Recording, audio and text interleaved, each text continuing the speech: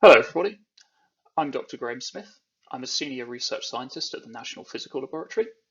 Today, I'm going to be talking about my research in hydrogen energy technologies and also about career opportunities in STEM. Great. So the first thing I wanted to talk about is what a scientist actually does and what I do on a day-to-day basis. So it's a huge range of scientific jobs that you can do. And I'm quite an experimental scientist. I do things in the lab. Lots of my colleagues work mostly on the computer running models, and there are lots and lots of scientists in the world who do a vast array of things. But I can give you a good idea of what I do on a day-to-day basis. So I spend a lot of time planning experiments, deciding what kind of experiments are going to be useful, what kind of things that we need to find out about a new technology, or what's going to be useful for people to know. So I spend a lot of time developing strategy and convincing people that the experiments that I want to do are worthwhile funding and that it's going to have some kind of impact on the world. I spend a lot of time running experiments in a laboratory, so that might be setting up or maintaining equipment and recording data. I also spend a lot of time analyzing data that I've recorded in the lab. So for instance, doing data visualization and exploring correlations between different parameters. I write a lot of reports, and I generally communicate with people about what I've done, what I've found out about, and what kind of impact and meaning that has for them. I also work with a lot of other people, so there's a lot of project management, uh, people management, and also maintaining laboratories, managing the health and safety side of that. So there are some really great things about this job. Uh, Lots and lots of great people. Everyone I work with is fantastic. There's a lot of variety. No 2 days are the same. There's a lot of different things happening, lots of different people to work with. And I have a large degree of autonomy, which means that I can basically decide that something's important. I can convince someone to fund me to do some research for it. I can do the research and I can report and communicate those results. And it's very satisfying having something go right from the beginning of an idea through to it having an impact on the world. So I work at the National Physical Laboratory. It's about 1,000 people in southwest London, and we specialise in making measurements and in the science of measurement. So we spend a lot of our time developing new techniques to measure new things, or to measure them more precisely and more reproducibly, or developing techniques to measure things that are required for new technologies. The area that I specialise in is energy and the environment, and I'm going to be talking today mostly about energy, where there's a huge drive towards changing the way that we both produce and consume energy as a world. So as hopefully you know from the news, from your classes, the world is unfortunately getting warmer. Human activity is emitting CO2 and other greenhouse gases into the atmosphere, and these are limiting the amount of heat that's radiated from the Earth back out into space. And this leads to a very large warming effect of the atmosphere of the planet, much, much larger than would happen without human intervention at all. And this is going to have a huge impact on the climate of the planet, and that's going to affect lots and lots of things about the way that humans live. So what we'd like to do is to reduce the amount of CO2 and other greenhouse gases that are emitted into the atmosphere. And if you look at where those come from in the UK, there's lots of different sectors that are responsible, but transport, energy, so electricity supply, and heating of business and residential properties are some of the biggest emitting areas. The energy supply, we're decarbonising with the introduction of wind farms, with the introduction of solar panels and new nuclear technologies. But in the areas of transport and heating, there's a lot of challenges that make it very difficult to apply electrification technologies directly to them. And that's where my research comes in. So this graph on the left-hand side shows you how energy use varies by energy vector and how it varied across the year of 2019. So you can see that the electricity demand of the UK was fairly uniform and didn't actually represent all that much of the energy demand. Oil, which mostly goes towards petrol and diesel for transportation applications, was a much larger overall energy demand and quite uniform throughout the year. And gas, the vast majority of which goes to heating people's homes and businesses, is the biggest energy demand on the country. And this varies significantly across the year as people want to heat their homes when it's cold and not so much when it's warm. So this raises a lot of challenges about how we can supply the energy to these sectors, especially when they're varying so much throughout the year and because they're so much bigger than our current electricity grid can handle. In the transportation sector, we have the Tesla Model 3 as a fantastic example of an electric vehicle. So this is the best-selling vehicle in the UK, electric vehicle in the UK in 2019, but it's a lot more money than most people are willing to spend on a car. And while its range is perfectly good for the vast majority of trips, for a lot of people, 250 miles isn't really sufficient.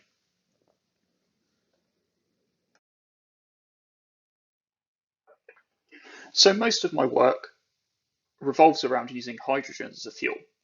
So as you probably remember, you can't make or destroy energy, you can only transform it. And you can store energy in batteries or in a fuel, and those are both examples of chemical potential energy. When you're storing chemical fuels, the amount of energy that you've got depends mostly on the size of the tank that you've got. If you double the size of your tank, you double the amount of fuel that you've got, you basically double the energy that you have. The power, which is how quickly you use the energy, depends on the size of the engine that you've got, or in the case of hydrogen, the size of the fuel cell. If you've got batteries, if you want to double the energy stored, you have to double the power and double the weight. So on the right-hand side here, you can see the chassis of a Tesla on the bottom, and this is the battery pack. If you want your Tesla to have twice the energy, you have to have twice the battery pack, and that gives you twice the power as well. On the bottom, you see that an example of a fuel cell car chassis, and in the red at the back are hydrogen tanks, where you can store hydrogen as a chemical fuel. The chemical fuel's fed to the fuel cell at the front, much in the same way that petrol would be fed to an engine, and you produce power that drives the wheels. If you want to double the amount of energy that the car has, you simply double the amount of storage, and you don't have to touch the fuel cell. So this is really useful for vehicles that maybe don't need such a big power to energy ratio. And that tends to be a lot of larger vehicles. Hydrogen is important because it's a clean fuel. It's zero emission at the point of use. It only produces water vapor when it's combusted in a boiler, for example, or when it's put through a fuel cell in a car. It's fairly easy to make because it's quite a simple molecule, and it's also okay. It's not too difficult to store, and we know how to do that safely and economically. So hydrogen, because it's a replacement for a chemical fuel, such as natural gas, fits really nicely into our existing use of energy, especially for heating in the UK. So we can generate hydrogen with very low CO2 emissions, either through electrolysis of water with renewable electricity, or by taking natural gas, stripping the CO2 out of it, using gas reforming with carbon capture and storage technology. We bury the CO2 underground, and then we take the hydrogen and use that directly. That hydrogen can be stored underground in big salt caverns, like we do at the moment with natural gas. It can be piped through our existing natural gas grid into people's homes, where it could either be burnt for heat, or you can put it into a fuel cell that will both generate heat and power.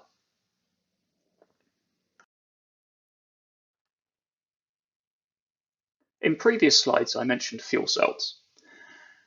So fuel cells are what we use to turn hydrogen into electricity. And these work using electrochemistry.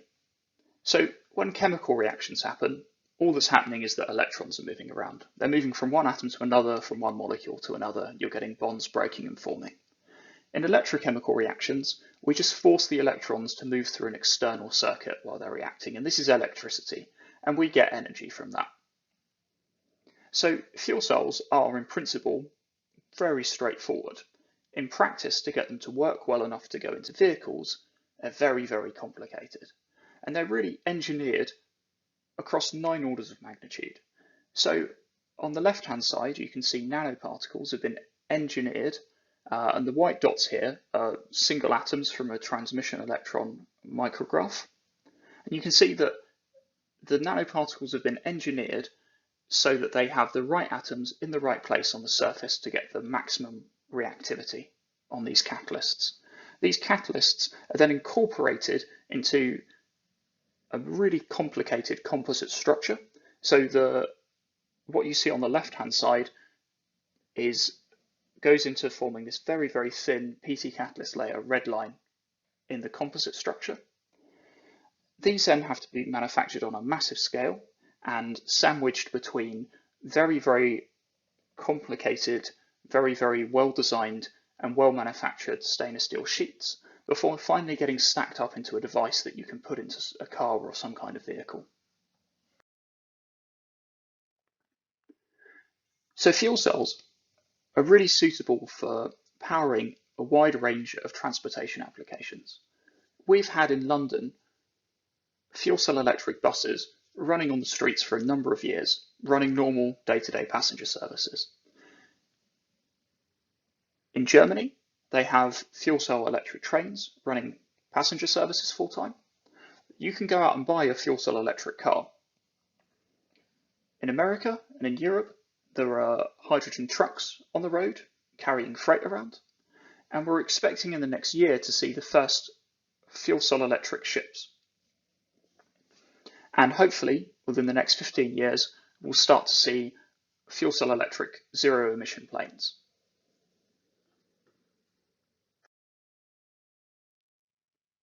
So in my job at the National Physical Laboratory, I work with a huge number of partners.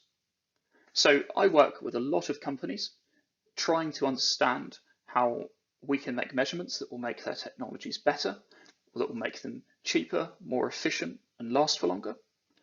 I work with a lot of people in government to make sure that we've got the right regulations and standards in place for these new technologies to be deployed. I work with academics who are coming up with new materials, coming up with new ideas for devices and ways that we can do things better. And I work with a lot of organisations that are similar to NPL and do a similar type of research in Europe. So we do a lot of collaboration. So I'm going to give a quick overview of the STEM labour market.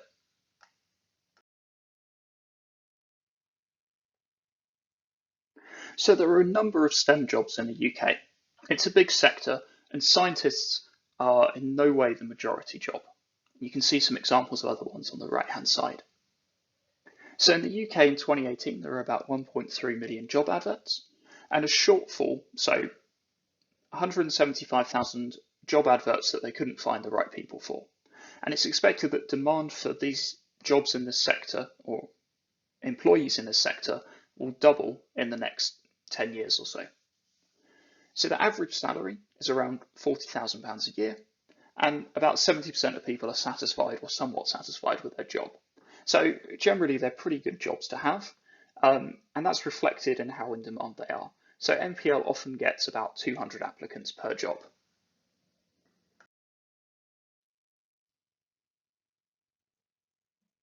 So is it necessary to go to university to get a STEM job? Well, most scientists and engineers will have at least one STEM degree.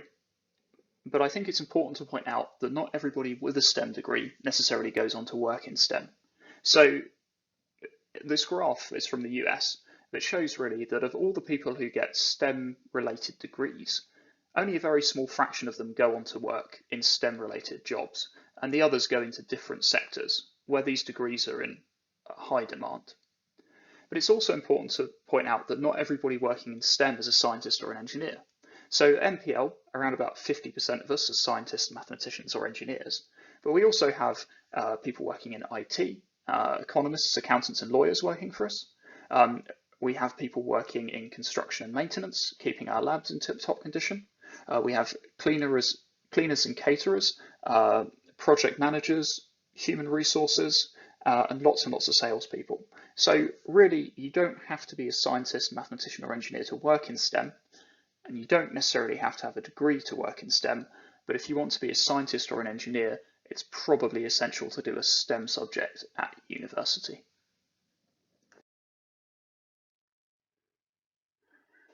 So you need a large number of skills to work in STEM, um, and a university degree will give you a lot of these, which is why they're in such demand in all sectors. They give you a lot of specialist knowledge, but more importantly, they help you to understand how to access and use knowledge and how to learn things independently.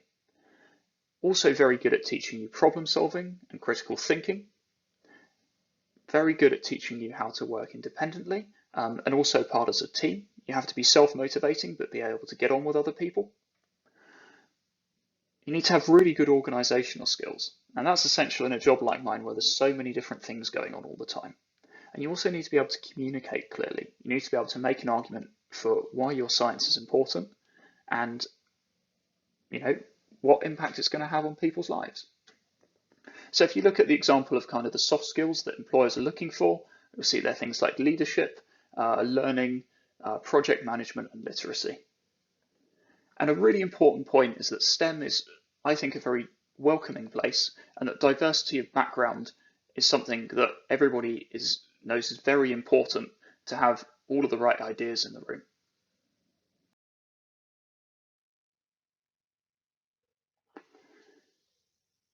Great. So science jobs in STEM are very competitive to get, and the studying can take a long time. So I'd always recommend that you try and choose an area or a speciality where you're passionate about and that you think you can have fun working in when you're doing it as a day job. So the jobs are pretty good.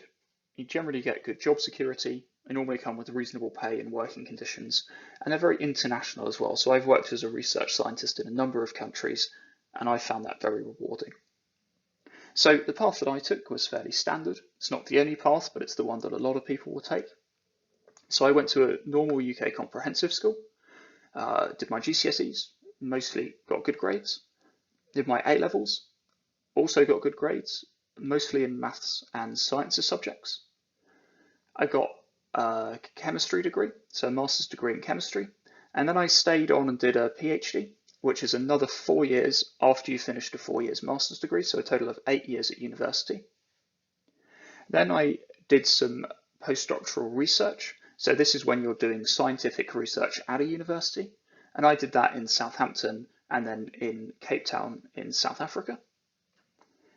And then I got my first research job.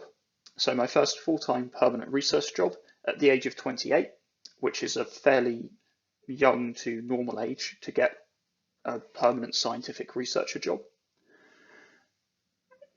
So I did that first in Norway, and then I moved back to the National Physical Laboratory in the UK. So depending on what level of qualifications you want to get will probably determine what type of job you could end up getting in a STEM field. So a lot of the technicians and apprentices that we employ will have good A levels. A lot of people who get master's degrees or bachelor's degrees will go on to be engineers or scientists in industry doing quite routine work. If you're going to do really high-tech research and development, often these days it's expected that you'll have some kind of PhD, certainly in science, and these days also in some engineering disciplines. If you want to go down the academic route and think about doing academic research, then you'll need to do some kind of postdoctoral experience, so working at a university doing research.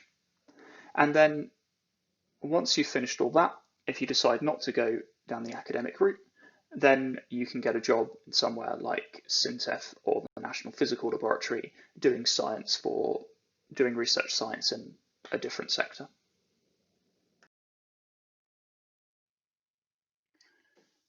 So a good way to get started would normally be to apply to come to the NPL Academy, where we take 30 students on placement for a week in July.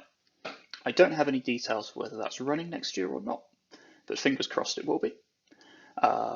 We know that a number of people have done this and then gone on to work at NPL to get PhDs, etc.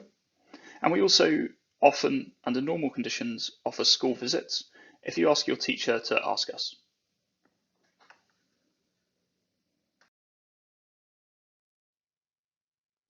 Thank you very much for listening, and I hope that was enjoyable and informative.